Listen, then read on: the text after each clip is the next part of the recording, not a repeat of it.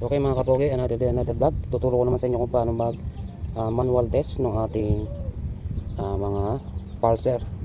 Ito yung nasa ibabaw ng ating magneto, yung may tungkil.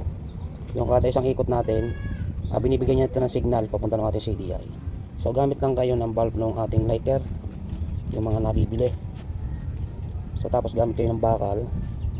So kailangan kada pitik may ilaw na lalabas dyan. Kita ba mga kapogi? Nga.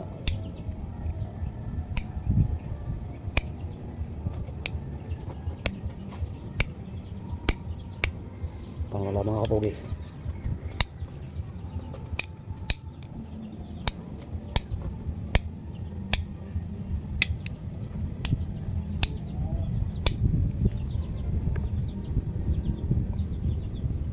Tingnan natin mga kapogi.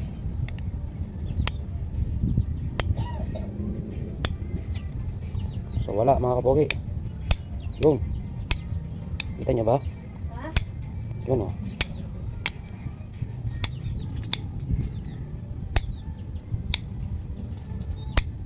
Yun o.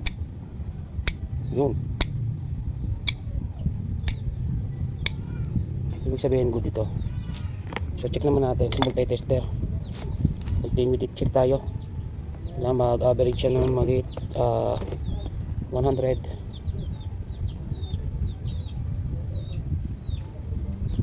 Mataas.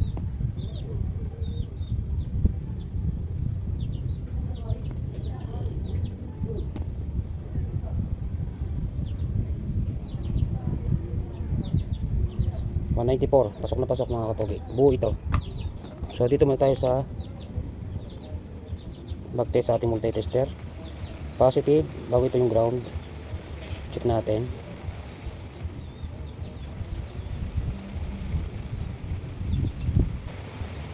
Check natin, body ground. Yun, buo. Kaya lang medyo mababa na siya mga kapogi. 145. So itong isa, check natin. Ito pinaka-positive, ito negative.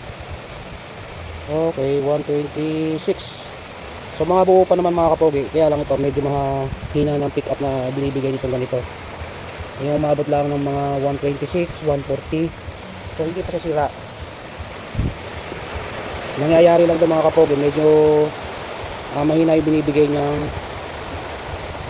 signal papunta ng ating CDI. So check naman natin dito, titingnan natin kada pitik ay may ilaw. Yun o. Kita nyo ba mga kapogi? Yun o. So itong manual, okay po to, okay na okay pa to. Ito yung tester. So kung wala kang tester, ganito ang gamitin nyo. Manual check kayo. Kailangan kada pitik natin sa kanyang ito tumatama sa ating magneto. Kailangan may binibigay siyang ilaw. So ganun dapat yun. So ito mga kapogi yung sira. Ito yung mahina kanina. So tingnan natin, baka luwag lang sa ground. Bull natin.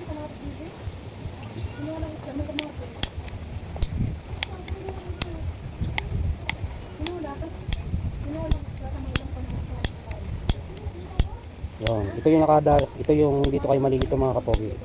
So sira ito. Ito yung sa ginawa ko na nasira ang pulser. Pag chinik mo sa multi-tester, okay. Pero pag nag-manual ka, sablay. Kailangan kada pitik, umiilaw itong ating bulb nung sa lighter. So, ganun. Pagka nag-check kayo, at okay sa multi-tester, baklasin nyo si makina doon sa may magneto cover nya. At ito, manual test nyo. Ito ang sigurado. Kaya, kumisan, kasi ito may nariri dito, hanggang dito lang yon. Sa loob niyan, hindi na siya lumalabas dito, hindi na ito pumipick up. Maaaring bumitaw na yung connection nito doon sa loob. Kaya may time siya na umiilaw na mahina, mayroong hindi. Kada ikot ng magneto. So ganun yun. So ganun lang mga kapogi, ang pag-check ng ating pulser o tachometer kung tawagin natin. Yun lang. Thanks for watching.